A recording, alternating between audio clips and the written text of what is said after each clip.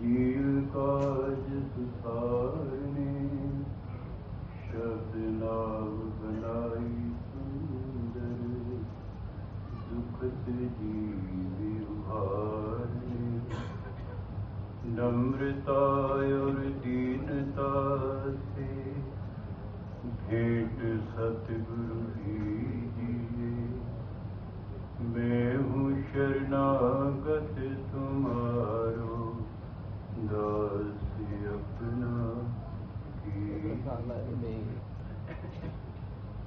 श्री हजूर श्री सतगुरुदाता दयाल जी महाराज जी के पावन श्री दर्शन दीदार करते हुए प्रेम सहित बोलिए जयकारा बोल मेरे श्री गुरु महाराज की। गुरुमुखो, आप नित्य प्रति संतों के सत्संग के अंदर श्रवण करते हैं और धर्म ग्रंथों के अंदर भी ऐसा कथन आया है कि जो कुदरत ने मनुष्य का शरीर बख्शा है ये देव दुर्लभ है। स्वर्गों में रहने वाले देवी देवता भी इसकी याचना करते रहते हैं कि हमें मनुष्य जन्म मिले। अब सोचने की बात है कि इतनी बड़ी हैसियत संतों ने बतलाई है और धर्म ग्रंथों के अंदर भी जिक्र आया है कि ये देव दुर्लभ शरीर है। क्या संसार के अंदर जितने भी इंसान आए हैं क्या सबकी कीमत ऐसी है जैसा कि धर्म ग्रंथों के अंदर जिक्र आया है?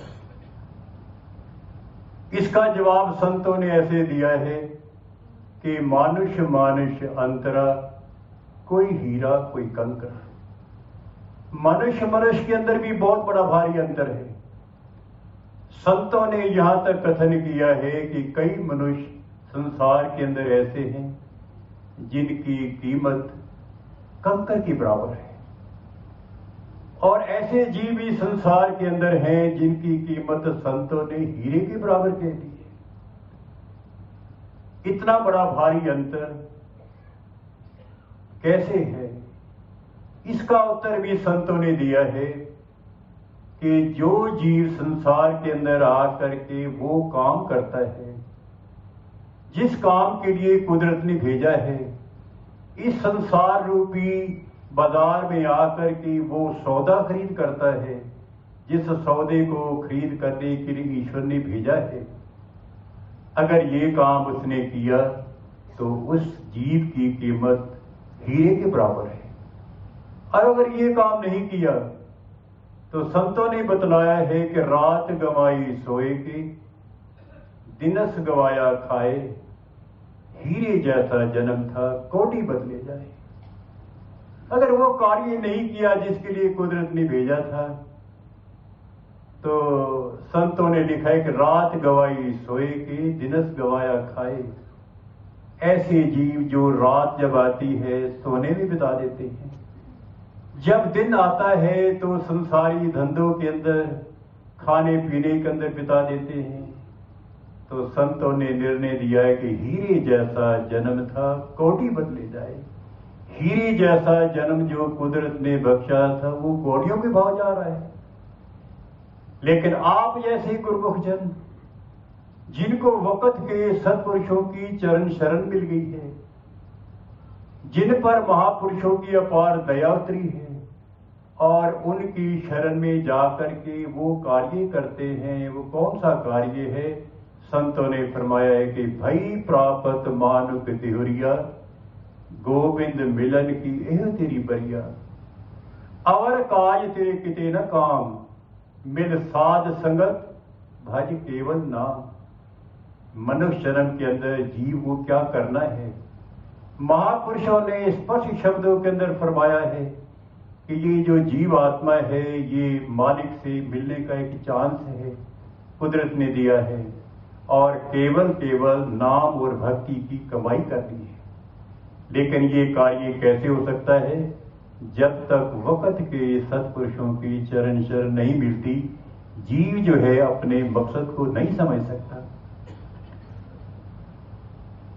महापुरुष संसार के अंदर अवतार धारण करके महापुरुष धुरधाम के वासी होते हैं, और जो भी गुरुमुख जन उनकी चरण शरण में आते हैं उन्हें अपने देश तक ले जाने के लिए तैयार हैं। जहां के वो वासी हैं, धुरधाम के वासी, सेवकों को वहां तक पहुंचाना चाहते हैं, लेकिन वहां तक वही पहुंच सकता है जिन्होंने सतगुरु की आज्ञा को शिरोधार्य किया, उनकी मौज को शिरोधार्य किया और अपने आप को सतगुरु के चरणों में बेच दिया। वही जो है गुरुमुख जन जो है अपनी मंजिल तक पहुंच सकते हैं। आपने ये सुना होगा, ये रिवाज भी है कि श्राद्ध के दिन होते हैं, एक पंडित महोदय अपने घर में आता है, तो किसी पितर का श्राद्ध है, तो पंडित महोदय क्या कहता है, भाई आप जो है संकल्प करो। पहले लोग जनेऊ पहनते थे, अभी बहुत लोग पहनते हैं, तो पंडित महोदय कहते हैं भाई आप अपने पितरों के निमित्त संकल्प करो, और साथ में पंडित जी कहते हैं आप जनेऊ को बाईं तरफ रख लो। और जब वो कहते हैं कि आप किसी देवी देवता के निमित्त संकल्प करो, तो पंडित महोदय का आदेश होता है कि आप जनेऊ को दाईं तरफ रख लो। और जब पंडित जी कहते हैं आप अपने इष्ट देव सतगुरु के प्रति निमित्त संकल्प करो, तो पंडित महोदय कहते हैं आप इसको सेंटर में रख लो, दरमियान में रख लो। इस भेद को कोई विरला ही समझता है। बुजुर्गों ने जो रिवाज चलाया है इसके अंदर बहुत बड़ा भेद है। जब अपने पितरों के निमित्त संकल्प करना होता है तो वो बाईं तरफ रखते हैं, इसका मतलब है कि ये रास्ता नरकों की तरफ जा रहा है।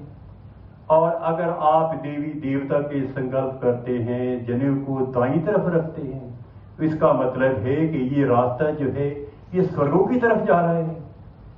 और जब अपने सतगुरु के निमित्त संकल्प करते हैं तो पंडित महोदय का आदेश है कि जनेऊ को आप सेंटर में रख लो, मध्य में रखो।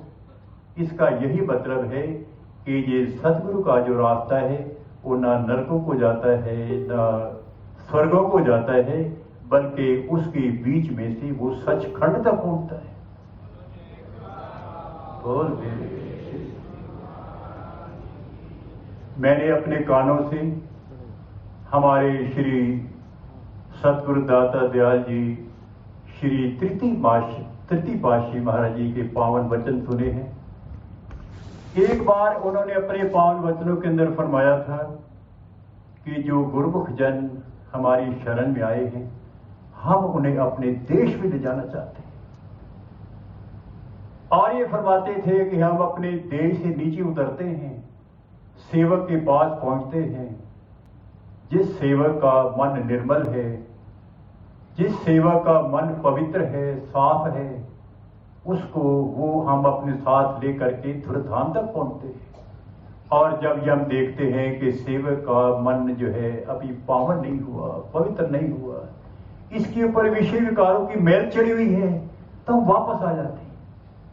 तो केवल इस बात को हमने करना है कि सतगुरु की आज्ञा मौज को शिरोधार्य करते हुए अपने मन की मैल को धोएं। मन की मैल कैसे धुलती है? संतों ने फरमाया है कि अंतर मैल जो तीर्थ नावे तिस बैकुंठ न जाना, लोकपति ने कछु न होवे ते नाही राम आना। पूजो राम एक ही देवा ते साचा नामन गुरु की सेवा। सतगुरु की दरबार की निष्काम सेवा एक ऐसा साधन है जिससे जन्म जन्मों की मैल धुल जाती है। और महापुरुष जो है सेवा के माध्यम से सेवक को उच्चतम दर्जे तक ले जाते हैं। सेवा और सिमरन दो ही ऐसे साधन हैं जो भी गुरुमुख जन श्री दरबार में आकर के गुरु दरबार की निष्काम सेवा करते हैं और साथ साथ उनकी आज्ञा और मौज के अनुसार भक्ति के पांचों नियम पर चलते हैं और सेवा भी करते हैं, सिमरन भी करते हैं, धीरे धीरे मन की मैल उतरती जाती है और जैसे जैसे मन की मैल उतरती है तो सतगुरु उसको अपने देश तक ले जाते हैं। परम संत श्री कबीर साहब महाराज ने अपनी वाणी में लिखा है कि कबीर मन निर्मल भया जैसे गंगा नीर, पाछे लागा हरि फिरे कहत कबीर कबीर। जब ये मन निर्मल हो जाएगा तो फिर देर नहीं गुरुमुख को अपने सतगुरु की देश तक पहुंचने की। और आप देख ही रहे हैं हमारे हजूर श्री सतगुरु दाता दयाल जी महाराज जी दिन रात एक करके गुरुमुखों को सेवा के कार्य में लगाए हुए हैं, क्योंकि कल्याण का केवल यही एक सरल साधन है जिसके द्वारा जीव अपनी मंजिल तक पहुंच सकता है। सेवा भी कई प्रकार की रचना रचाते हैं, ये केवल इसलिए कि जीवों का कल्याण हो जाए। और साथ साथ उपदेश करते हैं वे गुरुमुख जनों को ये आदेश है कि भक्ति के 5 नियम तो करो ही, जो हमारे श्री सतगुरु दाता दयाल जी श्री पंचम पातशाही महाराज जी ने निर्धारित किए हैं, लेकिन साथ साथ 2 घंटे भजन अभ्यास भी करो। ये 2 एक ऐसे साधन हैं, सेवा और सिमरन। हमारे श्री सतगुरु दाता दयाल जी श्री चतुर्थ पातशाही महाराज जी अपने पावन वचनों में फरमाया करते थे कि जैसे पंछी होता है, दोनों परों की सहायता से आकाश की ऊंचाई तक चलता जाता है, इसी तरह से अपनी मंजिल तक पहुंचने के लिए, सचखंड तक पहुंचने के लिए और सतगुरु की सहायता के द्वारा जब ये गुरुमुख के सेवा और सिमरन का अंग पक्का होता है तो अपनी मंजिल तक पहुंचता है। तो हम श्री सतगुरु दाता दयाल जी महाराज जी का कितना लाख लाख शुक्राना अदा करें। तो उन्हें हमें कितने कल्याण की चिंता है, दिन रात अपने आराम को नहीं देखते, अपने पावन तंत्र पर अनेक कष्ट सहन करके हम जीवों को भक्ति के मार्ग पर लगाए हुए हैं। उन्हें दिन रात यही एक चिंता है कि भी जो गुरुमुख जन श्री दरबार में आए हैं, उन्होंने श्री अनंतपुर धाम दरबार की उनको शरण मिली है, वो अपने असली मंजिल तक पहुंच जाए। क्योंकि ये मनुष्य जन्म एक ऐसी वस्तु है कि जो एक बार मिली है, ये बार बार मिलने वाली नहीं। ऐसा दुर्लभ समय जो हमें ये कुदरत ने दिया है, तो इस मकसद की पूर्ति करने के लिए केवल सतगुरु की सहायता की जरूरत है, सतगुरु की दया की जरूरत है। और हमारे एक पूज्य महात्मा जी ये ऐसा फरमाया करते थे, किसी ने सवाल कर दिया, महाराज आप हुक्म तो करते हैं कि 2 घंटे भजन किया करो, लेकिन भजन पे बैठते भजन में तो हमारा मन तो नहीं लगता, ना हमें कोई रस आता है, इतना समय हो गया है। तो पूज्य महात्मा जी ने बतलाया भी बात यह है कि तुम्हारी करनी से तुम्हारा बेड़ा पार नहीं हो सकता। सतगुरु की आज्ञा है कि आप भक्ति के नियम भी करो और 2 घंटे भजन अभ्यास भी करो। आप दृढ़ता से उसका पालन करो। उसका पालन करने से सतगुरु की दया उतरती है, सतगुरु की मेहर उतरती है, सतगुरु की कृपा उतरती है। तो वो सतगुरु की कृपा और मेहर जो है जीव का बेड़ा पार कर देती है। तो यही एक साधन है। तो जीव का ये कर्तव्य है कि सतगुरु जैसे जैसे हमें चलाते हैं, उनकी आज्ञा मौज के अनुसार अपना जीवन व्यतीत करते हुए, भक्ति के सरल नियमों का पालन करते हुए और 2 घंटे भजन अभ्यास करते हुए हमें अपना कल्याण करना है और महापुरुषों की प्रसन्नता प्राप्त करनी है। बोलो जयकारा बोल मेरे।